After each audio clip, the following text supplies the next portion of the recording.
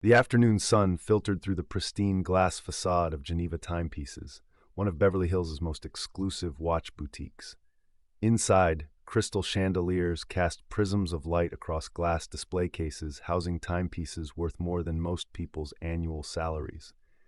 The store catered to Hollywood elite, tech billionaires, and international royalty, the kind of place where prices weren't displayed because, as the saying goes, if you had to ask, you couldn't afford it. Among the immaculately dressed clientele browsing the rare chronographs and limited edition timepieces, one figure stood apart. He wore faded jeans, scuffed motorcycle boots, and a simple black t-shirt beneath a well-worn blazer. His dark hair fell to his shoulders, slightly unkempt, and a few days' worth of stubble shadowed his face. Nothing about his appearance suggested he belonged among the store's typical customers, yet he moved with a quiet confidence as he studied the watches with genuine appreciation. Across the showroom, Vivian Carter adjusted her Chanel blazer and discreetly rolled her eyes at her colleague.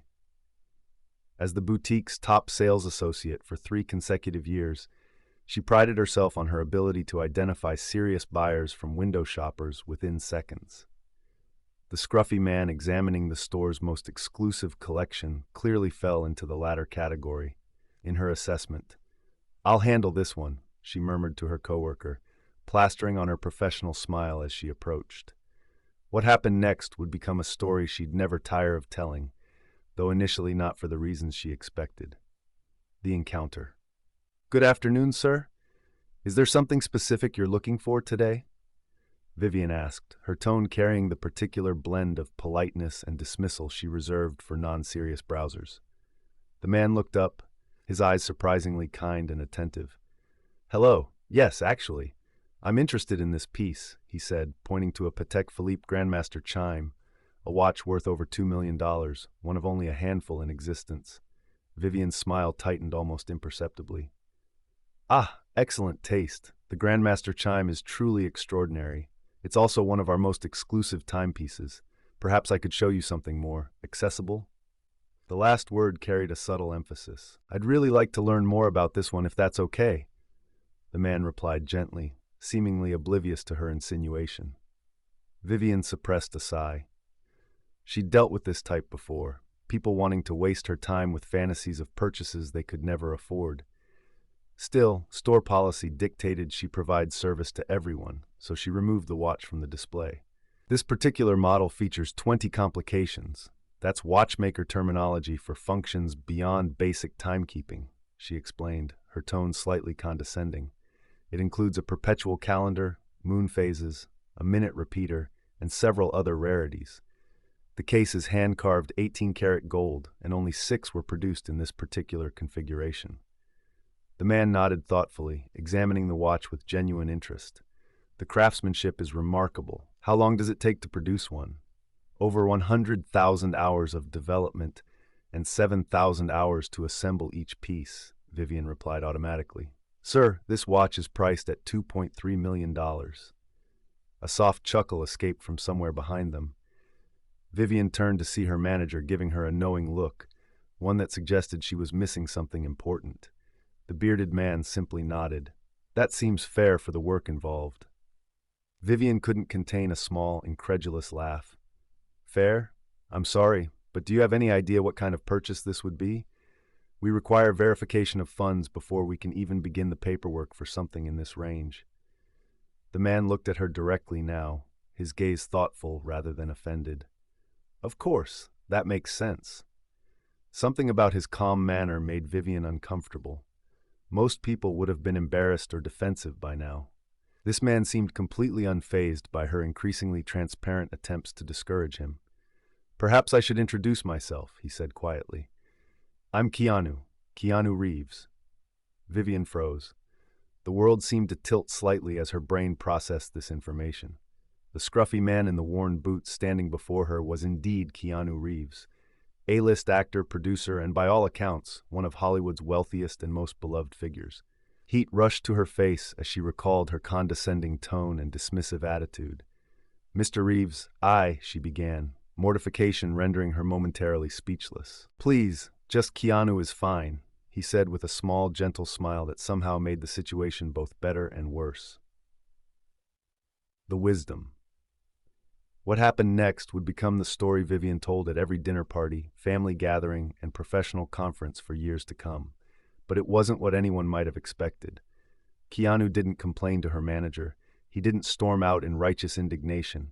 He didn't even seem particularly bothered by her behavior. Instead, he did something that would impact Vivian far more profoundly than any complaint or confrontation could have.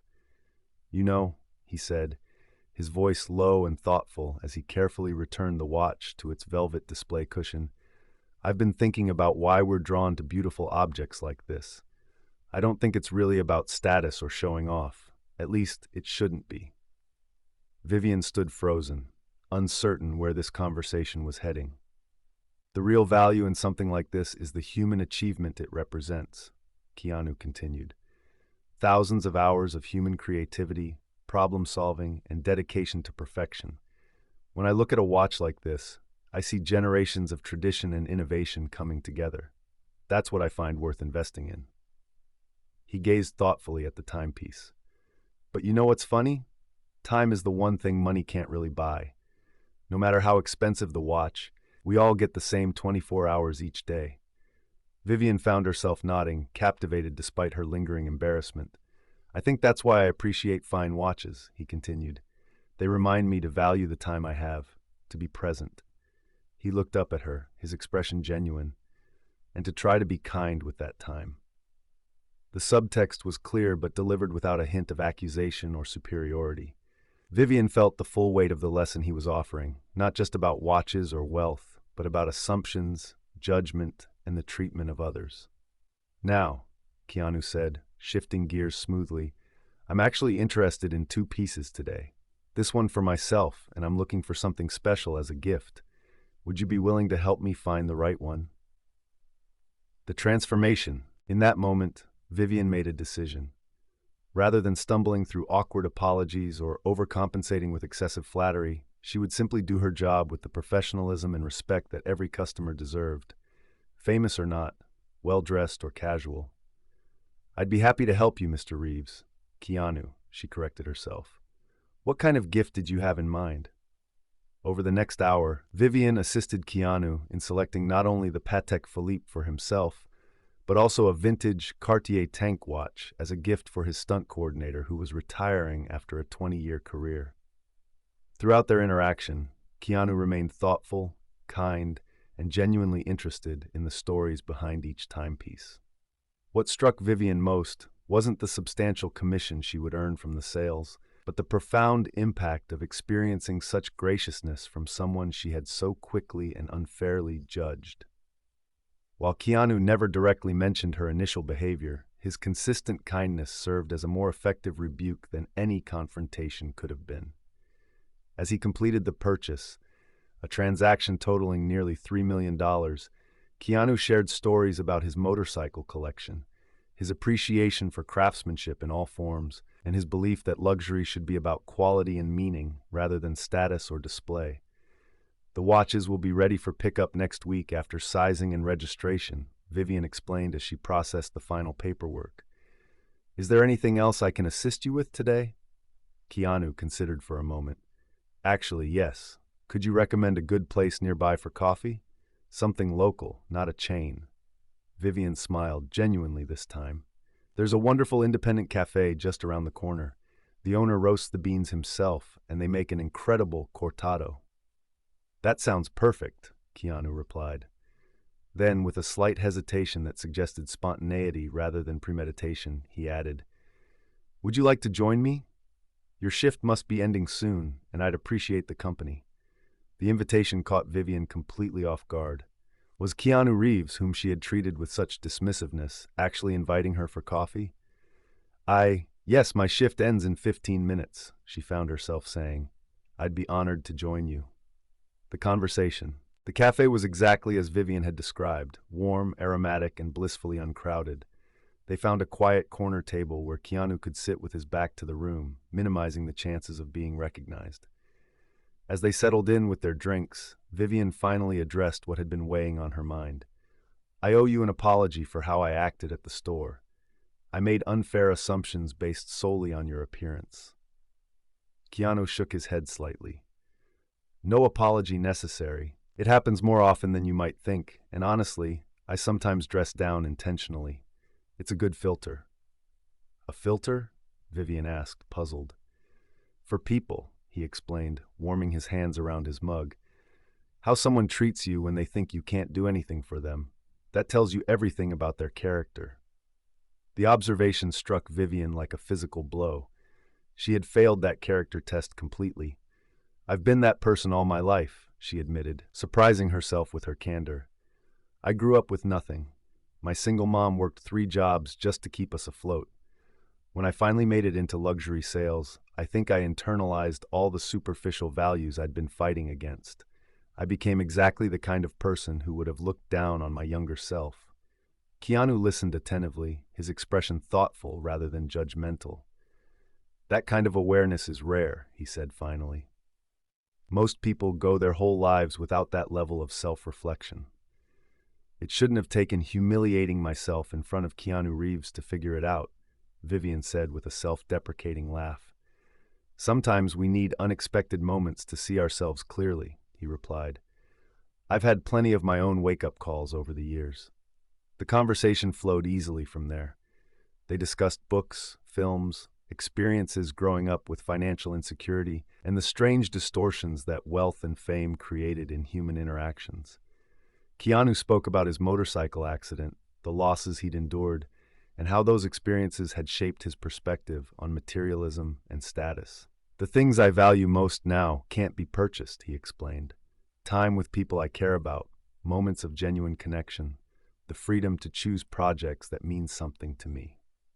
By the time they finished their second round of coffee, Vivian felt as though she'd undergone some kind of personal transformation. The encounter had forced her to confront uncomfortable truths about herself, how she judged others, how she measured worth, and how these attitudes affected her interactions. I should probably get going, Keanu said eventually, glancing at his watch. A simple Timex rather than any luxury brand, Vivian noted with irony. I've got an early training session tomorrow. Thank you for this, Vivian said sincerely. Not just the coffee, but the conversation and the lesson. Keanu smiled that famously gentle smile. Thank you for the excellent service, both with the watches and the coffee recommendation. As they parted ways outside the cafe, Keanu offered one final thought. You know, in my experience, the most valuable things we own are the stories behind them. Who we were with, what we were feeling, what we learned. That Patek Philippe will always remind me of this afternoon and our conversation. With that, he slipped on his helmet, mounted his motorcycle, and disappeared into the Los Angeles traffic, leaving Vivian standing on the sidewalk with a profound sense that something fundamental had shifted in her understanding of herself and others. The ripple effect. The following Monday, Vivian returned to work with a new perspective. The substantial commission from Keanu's purchase had landed in her account, but it was the least significant outcome of their encounter. Throughout the day, she found herself approaching each customer differently, listening more attentively, making fewer assumptions, genuinely connecting with their stories rather than focusing exclusively on potential sales. By the end of her shift, she had made only one sale, a comparatively modest omega to a young woman purchasing her first luxury watch to commemorate a promotion, but the interaction had been more satisfying than many of her higher-value transactions. You seem different today, her manager observed as they closed the boutique, more relaxed. Vivian considered this. I think I remembered why I wanted to work with beautiful things in the first place. It wasn't about the price tags. Over the following weeks, Vivian's approach to her work evolved significantly. She began creating more meaningful relationships with clients, focusing on connecting them with pieces that held personal significance rather than merely pushing the most expensive options. Surprisingly, her sales figures didn't suffer. If anything, her genuine approach fostered greater client loyalty and referrals. 3 months after her encounter with Keanu, Vivian received an unexpected package at the store. Inside was a book on horology, the art and science of measuring time, with a simple note. Thought you might enjoy this. The chapter on how different cultures perceive time is particularly fascinating. Best, KR. The gesture brought tears to her eyes. In a world where celebrities rarely remembered the names of people they met at official events, Keanu had not only remembered their conversation, but had taken the time to send a thoughtful gift that acknowledged their shared interest. The book became a conversation piece with clients, leading to deeper discussions about the philosophy and cultural significance of timekeeping, rather than merely the status associated with luxury watches. These conversations, in turn, enhanced Vivian's expertise and reputation within the industry. By the following year, Vivian had been promoted to boutique manager, where she implemented training protocols emphasizing genuine customer connection regardless of appearance or perceived purchasing power. She often used her encounter with Keanu, without naming him, as a teaching example for new staff. The most valuable lesson I've learned in luxury sales is that you never truly know someone's story or capacity from their appearance, she would tell her team. Our job isn't to judge who deserves to be here, but to share our passion for these extraordinary objects with everyone who walks through that door. The unexpected return. 18 months after their first meeting, as Vivian was arranging a new display of limited edition chronographs, she looked up to find a familiar figure entering the boutique. Keanu Reeves, once again dressed in his signature casual style, caught her eye and smiled in recognition. "Welcome back." Vivian greeted him warmly, extending her hand. "It's wonderful to see you again." "Likewise," he replied, shaking her hand. "I see congratulations are in order," he added, nodding toward the manager's pin on her lapel. "Thank you. It's been an interesting journey since we last met," she acknowledged. "What brings you back to us today?" "Two things, actually," Keanu explained. "First, I wanted to look at options for a watch to be used in an upcoming film, something specific to the 1970s with a particular aesthetic. And second," he continued with a hint of amusement, "I wanted to see if that coffee place is still as good as I remembered." Vivian laughed, immediately understanding his subtle invitation. "Their seasonal blend right now is exceptional. I'd be happy to introduce you to some vintage pieces that might work for your film, and then perhaps I could join you for coffee afterward. My assistant manager is here today." "That would be perfect," Keanu agreed. As they examined various vintage timepieces suitable for the film's period setting, Vivian realized how profoundly that chance encounter had altered her professional path and personal philosophy. The woman who had once judged people by their appearance and potential commission now found genuine joy in connecting others with objects of beauty and craftsmanship, regardless of their celebrity or purchasing power. Later, as they settled into the same corner table at the cafe, Keanu raised his mug in a small toast. "To time well spent," he offered. Vivian smiled, raising her own cup in response, "and to unexpected teachers." The reflection years later, when asked about turning points in her career, Vivian would often reference that fateful afternoon without mentioning Keanu by name. The story became something of a legend among luxury retailers in Beverly Hills, the cautionary tale of the saleswoman who nearly dismissed a major celebrity based on his casual appearance, only to receive a masterclass in humility and human connection. What remained with her most powerfully wasn't the celebrity encounter itself, but the profound simplicity of the lesson. True value, like true character, often reveals itself quietly, without announcement or pretension. In both people and objects, what matters most is rarely what's immediately visible on the surface. The expensive watches in their glass cases continued to mark time with extraordinary precision, but Vivian had learned to measure worth in entirely different ways, through authenticity, kindness, and the capacity to see beyond appearances. It was a lesson worth far more than any commission, delivered through the unexpected grace of a movie star in motorcycle boots, who had every reason to be offended, but chose instead to be kind. In a world increasingly defined by superficial metrics of success and status, this had become her most valuable possession. The understanding that how we treat others when we think we have nothing to gain reveals everything about who we truly are. And in the precision-crafted mechanisms of human interaction, that truth ticks away reliably beneath the surface, keeping perfect time regardless of what watch we wear on our wrists. The end.